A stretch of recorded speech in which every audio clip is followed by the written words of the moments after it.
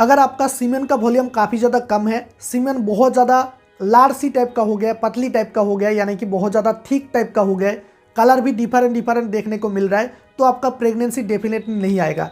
क्योंकि normal pregnancy के लिए आपका सीमेन का वॉल्यूम मिनिमम 1.5 ml होना चाहिए। अगर उससे कम है तो जब आप डिस्चार्ज करेंगे आपका वाइफ का यूट्रस में, तो वहाँ पर वाइफ का यूट्रस से फॉलोपिन ट्यूब तक कुछ सीमेन पहुँचते पहुँचते वॉल में रह जाता है और फॉलोपिन ट्यूब तो पहुँच नहीं पाता है, जिसकी वजह से आपका प्रेगनेंसी नहीं आता है। तो सेक्सुअल ड्राइवनेस में भी काफ़ी ज़्यादा फर्क पड़ेगा, यानी कि आप हार्ड सेक्स नहीं कर पाओगे, आपको सेटिस्फेक्शन नहीं मिलेगा, आपका वाइफ को भी सेटिस्फेक्शन नहीं मिलेगा। तो दोस्तों, जब आपको प्रेगनेंसी रिलेटेड प्रॉब्लम होता है, प्रेगनेंसी इशू नहीं आ रहा है, काफ़ी दिन ट्राई करने के बाद अगर आप देख रहे हैं कि प्रेगनेंसी इशू नहीं आ रहा है, साथों साथ आप ये भी देख रहे हैं कि आपका सीमेन का वॉल्यूम धीरे धीरे कम होता जा रहा है, आपका पहले सीमेन का वॉल्यूम वो काफ़ी ज़्यादा एडिक्वेट था लेकिन धीरे धीरे कम होता जा रहा है, साथों साथ आप ये भी देख रहे हैं कि आपका सीमेन पहले काफ़ी ज़्यादा गाढ़ा था लेकिन धीरे धीरे बहुत ज़्यादा लार्ज सी टाइप का हो रहा है, पतली टाइप का हो रहा है, यानी कि काफ़ी ज़्यादा ठीक टाइप का हो रहा है। उसके बाद आपका सीमेन का कलर भी चेंजेस आपको देखने को मिल रहा है, यानी कि कभी कभी yellow colour, greys colour, reddish colour कुछ इस टाइप का देखने को मिल रहा है। और अगर आपको सेक्सुअल ड्राइवनेस में भी प्रॉब्लम आ रहा है, यानी कि आप हार्ड सेक्स नहीं कर पा रहे हैं, जब आप डिस्चार्ज कर रहे हैं तो डिस्चार्ज करते समय एडिक्वेट वॉल्यूम से सीमेन ठीक ठाक से नहीं निकल रहा है, जिसकी वजह से आपको सेटिस्फेक्शन नहीं मिलता है, आपका वाइफ को भी सेटिस्फेक्शन नहीं मिलता है। तो दोस्तों, अगर आपको इतना सारा प्रॉब्लम हो रहा है तो इतना सारा प्रॉब्लम को ठीक कराने के लिए आप एक डॉक्टर का पास सबसे पहले जाते हैं ट्रीटमेंट कराने के लिए। डॉक्टर आपका ट्रीटमेंट को चालू करता है, कुछ मेडिसिन देता है, साथ में आपको एंड आपका वाइफ का कुछ टेस्ट देता है। आपका एक स्पेसिफिक टेस्ट दिया जाता है, उसका नेम है semen analysis test. Semen analysis test करने के बाद जब आपको पता चल जाता है कि इतना सारा प्रॉब्लम हो रहा है, यानी कि आपका सीमेन का वॉल्यूम काफ़ी ज़्यादा कम हो गया है, उसके बाद आपका सीमेन काफ़ी ज़्यादा लार्ज सी टाइप का हो गया, पतला टाइप का, थिक टाइप का हो गया, उसके बाद आपका सीमेन का कलर भी चेंजेस देखने को मिल रहा है, और तो आपका प्रेगनेंसी अगर नहीं आ रहा है, यानी कि आपका सीमेन का वॉल्यूम एडिक्वेट होना चाहिए आपका प्रेगनेंसी होने के लिए, प्रेगनेंसी आने के लिए, तो उसके बाद इतना सारा प्रॉब्लम हो रहा है और रिपोर्ट में अगर आपको पता चल जाता है कि इतना सारा प्रॉब्लम हो रहा है तो आपको काफ़ी ज़्यादा दुख पहुंचता है। तो दोस्तों, आज की इस वीडियो के माध्यम से मैं आप सभी को बताऊंगा कुछ 4 रीजन होता है, 4 रीजन की वजह से आपका सीमेन का वॉल्यूम काफ़ी ज़्यादा कम हो जाता है, उसके बाद आपका सीमेन जो होता है वो बहुत ज़्यादा लार्ज सी टाइप का हो जाता है, पतली टाइप का हो जाता है, यानी कि बहुत ज़्यादा थिक टाइप का हो जाता है, और आपका सीमेन का कलर भी चेंजेस देखने को मिलता है। आपका सेक्सुअल ड्राइवनेस में भी प्रॉब्लम होता है, आप हार्ड सेक्स नहीं कर पाते हैं, जिसकी वजह से आपको सेटिस्फेक्शन नहीं मिलता है, आपका वाइफ को भी सेटिस्फेक्शन नहीं मिलता है। ये 4 रीजन आपको सबसे पहले समझ लेना चाहिए। 4 रीजन बताने के बाद मैं आप लोगों को 8 ट्रिक्स में बताऊँगा, 8 ट्रीटमेंट के बारे में बताऊँगा। बेस्ट ट्रीटमेंट है, इस 8 ट्रिक्स को अगर आप लगाएंगे, आप ट्रीटमेंट करेंगे तो डेफिनेटली आपका सीमेन का वॉल्यूम काफ़ी ज़्यादा इंक्रीज हो जाएगा और नॉर्मल प्रेगनेंसी आने का चांसेस बढ़ जाएगा, आपका सीमेन काफ़ी ज़्यादा गाढ़ा हो जाएगा और कलर भी एडिक्वेट हो जाएगा, यानी कि व्हाइटिश कलर आ जाएगा। तो दोस्तों, आज का जो वीडियो है बहुत ज़्यादा हेल्पफुल होने वाला है, आप सभी के लिए बहुत ज़्यादा इंपॉर्टेंट है। वीडियो को शुरू से लेकर लास्ट तक देखिए। इस वीडियो का लास्ट में मैं आप लोगों को एक फाइनल डिसीजन दूंगा, यानी कि एक फाइनल ट्रीटमेंट दूंगा, बेस्ट ट्रिक्स दूंगा, जिसकी वजह से आप लोगों का सीमेन का वॉल्यूम काफ़ी ज़्यादा एडिक्वेट हो जाएगा और आपका सीमेन भी काफ़ी ज़्यादा गाढ़ा हो जाएगा। शुरू करने से पहले फ्रेंड्स, आप सभी के पास एक छोटा सा रिक्वेस्ट है, अगर इस वीडियो थोड़ा सा भी पसंद है तो वीडियो को लाइक कर देना, चैनल को सब्सक्राइब कर देना, पास में बेल आइकन को भी ऑल प्रेस कर देना। सो हेलो दोस्तों, गुड इवनिंग, मेरा नाम है अंजन महांती और आप सभी लोग देख रहे हैं मेडिकल सॉल्वर यूट्यूब चैनल। तो चलिए शुरू कर लेते हैं। तो दोस्तों देखिए, सबसे पहले आपको कुछ बेसिक नॉलेज लेना काफ़ी ज़्यादा ज़रूरत है। जैसे कि देखिए, अगर आपका सीमेन का वॉल्यूम बहुत ज़्यादा कम होता जा रहा है, यानी कि आपका सीमेन का वॉल्यूम नॉर्मल प्रेगनेंसी के लिए 1.5 ml मिनिमम होना चाहिए, उससे अगर बहुत ज़्यादा कम होता जा रहा है, आपका सीमेन बहुत ज़्यादा लार्ज सी टाइप का हो रहा है, यानी कि थिक टाइप का हो रहा है, उसके अलावा आपका सीमेन का कलर जो डिफरेंट कलर आपको देखने को मिल रहा है, यानी कि कलर कभी कभी चेंजेस होता रहता है। नॉर्मल जो कलर आपका होना चाहिए व्हाइटिश होना चाहिए, लेकिन कभी कभी अगर आपका कलर ग्रेस कलर का आता है, येलो कलर का, रेडिश कलर का आता है, तो आपको समझ लेना चाहिए कि आपका सीमेन में इन्फेक्शन प्रेजेंट है। तो आपको सेक्सुअल ड्राइवनेस में भी काफ़ी ज़्यादा फर्क पड़ेगा, यानी कि आप हार्ड सेक्स नहीं कर पाओगे, आपको सेटिस्फेक्शन नहीं मिलेगा, आपका वाइफ को भी सेटिस्फेक्शन नहीं मिलेगा, और मेन मुद्दा यह है कि आपका प्रेगनेंसी नहीं आएगा। तो दोस्तों, ये जो चीज़ है आज मैं आपको डिटेल्स में बताऊंगा। कुछ 4 रीजन होता है, 4 रीजन को आपको सबसे पहले समझ लेना चाहिए। अगर आप पहले 4 रीजन को समझ लेते हैं तो आपको ट्रीटमेंट करने में काफ़ी ज़्यादा आपको बेहतरीन होगा, आपको समझ में सारा कुछ डिटेल्स में बारीकी से समझ में आ जाएगा। तो दोस्तों, यहाँ पर नंबर 1, टेस्टोस्टेरोन की कमी। देखिए, टेस्टोस्टेरोन जो होता है आपका प्रेगनेंसी के लिए काफ़ी ज़्यादा वाइटल चीज़ है। अगर आपका टेस्टोस्टेरोन लेवल कम हो जाता है, किसी भी रीजन से हो सकता है, जिसकी वजह से क्या होता है आपका सीमेन का वॉल्यूम भी काफ़ी ज़्यादा कम हो जाता है, क्योंकि सीमेन का ऊपर टेस्टोस्टेरोन का वॉल्यूम जो होता है सीमेन का वॉल्यूम का ऊपर काफ़ी ज़्यादा फर्क पड़ता है। अगर टेस्टोस्टेरोन का लेवल कम हो जाता है तो आपका सीमेन का वॉल्यूम भी काफ़ी ज़्यादा कम होता जाएगा। उसके बाद सीमेन बहुत ज़्यादा थिक टाइप का हो जाएगा, यानी कि गाढ़ा सा ठीक टाइप से नहीं होगा, और आपका सीमेन का कलर भी कभी कभी डिफरेंट देखने को मिलेगा अगर आपका सीमेन में इन्फेक्शन प्रेजेंट हो तो। उसके बाद नंबर टू का रीजन है, काफ़ी ज़्यादा इंपॉर्टेंट रीजन है। देखिए दोस्तों, यहाँ पर ऑब्स्ट्रक्शन और रुकावट, यानी कि देखिए अगर आपका टेस्टोस्टेरोन का ट्यूब ब्लॉकेज है, उसके बाद प्रोस्टेट का ट्यूब भी रुकावट है, या तो फिर प्रोस्टाटाइट हो गया है, प्रोस्टेट में सूजन हो गया है, प्रोस्टेट में इन्फेक्शन टाइप का हो गया है, तो तभी आपका सीमेन का वॉल्यूम भी काफ़ी ज़्यादा कम होता जाएगा और आपका सीमेन काफ़ी ज़्यादा थिकनेस, सीमेन में थिकनेस आ जाएगा। दोस्तों अब मैं बताऊंगा तीसरा रीजन के बारे में, टेस्टिस का साइज छोटा हो जाना। देखिए टेस्टिस का साइज छोटा जो हो जाता है किसी भी रीजन से हो सकता है, जैसे कि चोट, इन्फेक्शन, वायरल बम्प या तो फिर वेरिकोसिल की वजह से आपका टेस्टिस का साइज छोटा हो जाता है। टेस्टिस का साइज जब छोटा हो जाता है तो वहाँ पर सीमेन ठीक ठाक से बन नहीं पाता है, एडिक्वेट में ठीक ठाक से बन नहीं पाता है, बहुत ज़्यादा कम बनता है, जिसकी वजह से आपका सीमेन जब आप डिस्चार्ज करते हैं तो सीमेन बहुत ज़्यादा कम निकलता है। अब मैं बताऊंगा लास्टली रीजन नंबर 4 का जो रीजन है बहुत ज़्यादा इंपॉर्टेंट चीज़ है, आपको ध्यान से समझना है। अगर मान के चलिए कि आपने काफ़ी ज़्यादा मास्टरबेशन करते हैं, यानी कि हफ्ते में 2 बार 3 बार या तो फिर पूरा हफ्ते भर आप मास्टरबेशन कर रहे हैं, तो भी आपका सीमेन का वॉल्यूम काफ़ी ज़्यादा धीरे धीरे डिक्रीज हो जाएगा, आपका सीमेन बहुत ज़्यादा थिकनेस आ जाएगा और आपका प्रेगनेंसी नहीं आएगा। तो दोस्तों ये था चार रीजन की वजह से, मेन रीजन है, इस 4 रीजन की वजह से आपका सीमेन का वॉल्यूम काफ़ी ज़्यादा कम हो जाता है, सीमेन भी बहुत ज़्यादा ठीक हो जाता है और सीमेन का कलर भी कभी कभी डिफरेंट देखने को मिलता है। अगर आपका सीमेन में इन्फेक्शन प्रेजेंट है, यानी कि प्रोस्टेट में कभी कभी सूजन आ जाता है, इन्फेक्शन हो जाता है, टेस्टिस में भी कभी कभी इन्फेक्शन आ जाता है, तो ये आपका सीमेन का जो कलर है कभी कभी डिफरेंट देखने को मिलता है। तो दोस्तों अब आपने समझ लिया 4 रीजन। अब मैं आप लोगों को बताऊंगा कुछ 8 ट्रीटमेंट के बारे में बताऊंगा, 8 ट्रीटमेंट के बारे में बताऊंगा जो कि आपको ध्यान से समझना है। अगर आप इस 8 ट्रीटमेंट को आप घर से करेंगे या तो फिर घर बैठ के भी आप कर सकते हैं, या तो फिर अदरवाइज आप किसी भी डॉक्टर का रिकमेंड से भी कर सकते हैं, कोई भी प्रॉब्लम नहीं है। ये 8 रीजन आप अपनाना चाहते हैं तो आपका सीमेन का वॉल्यूम काफ़ी ज़्यादा इंक्रीज हो जाएगा, आपका सीमेन बहुत ज़्यादा गाढ़ा हो जाएगा और आपका प्रेगनेंसी भी आ जाएगा। आप एक हार्ड सेक्स कर पाओगे, बहुत टाइम, लंबे टाइम बिता पाओगे पार्टनर का साथ, प्रेगनेंसी भी आ जाएगा और आपका सीमेन का कलर भी व्हाइटिश आ जाएगा, यानी कि नॉर्मल जो कलर होता है व्हाइटिश आ जाएगा। तो यहाँ पर एक एक चीज़ को आपको बारीकी से समझाऊंगा। नंबर 1 का जो चीज़ है, सबसे पहले आप लोगों को सीमेन एनालिसिस टेस्ट करना है। सीमेन एनालिसिस टेस्ट आप खुद से भी जांच करा सकते हैं या तो फिर डॉक्टर का रिकमेंड से कर सकते हैं, कोई भी प्रॉब्लम नहीं है। सीमेन एनालिसिस टेस्ट करके आपको देखना चाहिए कि आपका सीमेन का कलर कैसा है। उसके अलावा जो नॉर्मल कलर होना चाहिए व्हाइटिश होना चाहिए। तो कभी कभी डिफरेंट कलर भी आता है, अगर डिफरेंट कलर आता है तो आपको समझ लेना चाहिए कि आपका सीमेन में इन्फेक्शन प्रेजेंट है। उसके बाद आपका सीमेन गाढ़ा है या नहीं। अगर आपका सीमेन गाढ़ा नहीं होगा तो प्रेगनेंसी आने के लिए काफ़ी ज़्यादा प्रॉब्लम हो जाएगा, क्योंकि देखिए नॉर्मल प्रेगनेंसी के लिए आपका सीमेन का वॉल्यूम तो सही होना ही चाहिए। जो नॉर्मल वॉल्यूम होता है 1.5 ml मिनिमम होना चाहिए। उसके बाद अगर आपका सीमेन गाढ़ा होगा तो भी आपका प्रेगनेंसी आने का चांसेस काफ़ी ज़्यादा बढ़ जाएगा, क्योंकि देखिए अगर आपका सीमेन 1.5 ml से कम होगा तो जब आप डिस्चार्ज करेंगे आपका वाइफ का वेजाइना में, तो सीमेन जाते जाते यूट्रस से फॉलोपिन ट्यूब तक पहुंच नहीं पाता है, वॉल में ही रुकावट हो जाता है, वॉल में रह जाता है, जिसकी वजह से फॉलोपिन ट्यूब पर पहुंच नहीं पाता है और आपका वाइफ का प्रेगनेंसी नहीं आता है, तो काफ़ी ज़्यादा दिक्कत आता है। इसलिए आपका सीमेन का वॉल्यूम भी काफ़ी ज़्यादा एडिक्वेट होना चाहिए आपको। इसलिए सीमेन एनालिसिस टेस्ट करके पहले देखना चाहिए कि आपका इतना सारा प्रॉब्लम हो रहा है या नहीं।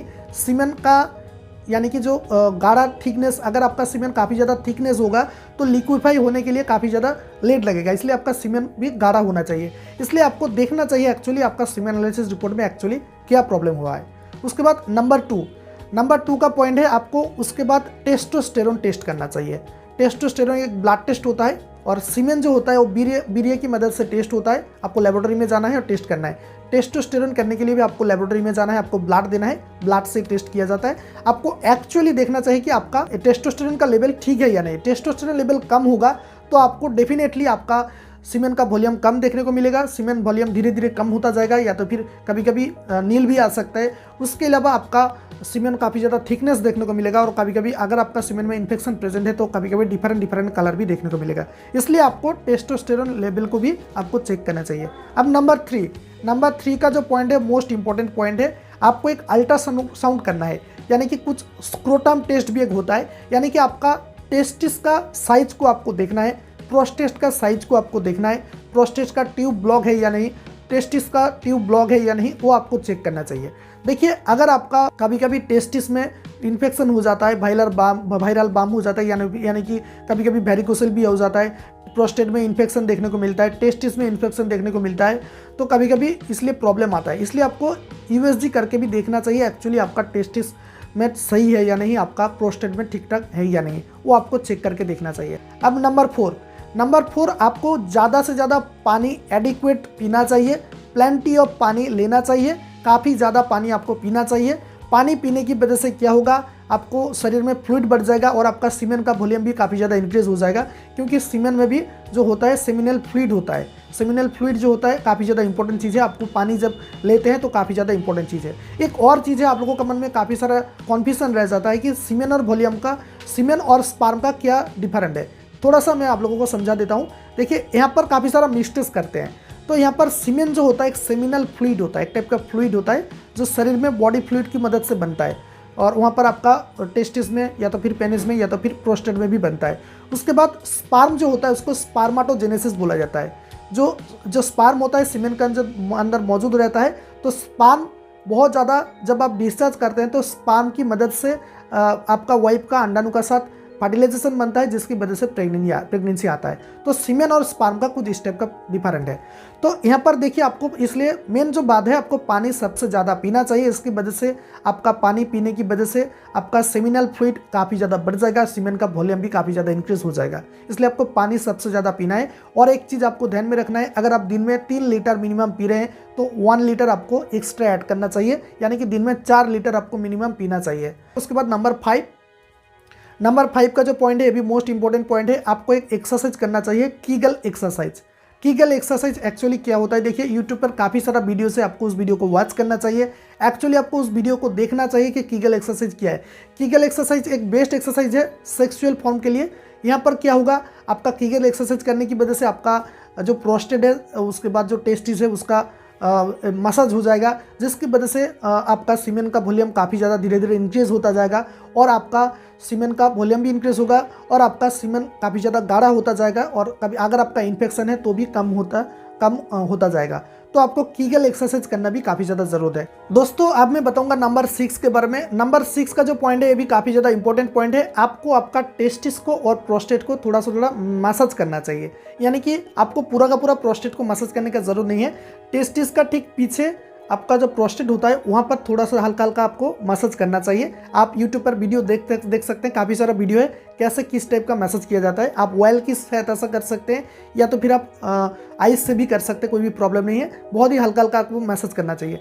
मसाज करने की क्या होगा, आपका टेस्टिस में काफ़ी ज़्यादा इंप्रूवमेंट देखने को मिलेगा, आपका प्रोस्टेट में काफ़ी ज़्यादा इंप्रूवमेंट देखने को मिलेगा, और आपका सीमेन का वॉल्यूम धीरे धीरे इंक्रीज होता जाएगा, गाढ़ा होता जाएगा। तो इसलिए नंबर 6 का जो पॉइंट है, आपको मसाज करना चाहिए। आपका टेस्टिस का पीछे जो प्रोस्टेट है उसको आपको मसाज करना चाहिए। तो दोस्तों अब मैं बताऊंगा नंबर 7। नंबर 7 का जो पॉइंट है, मोस्ट इंपॉर्टेंट पॉइंट है। आपको एक एक चीज़ को ध्यान से समझना है। यहाँ पर नंबर 7 का जो पॉइंट है, एजिंग टेक्निक। देखिए एक्चुअली एजिंग टेक्निक क्या है, यूट्यूब पर काफ़ी सारा वीडियोज़ है, आप उस वीडियोज़ को देख सकते हैं। अदरवाइज मैं थोड़ा सा आप लोगों को बता देता हूँ।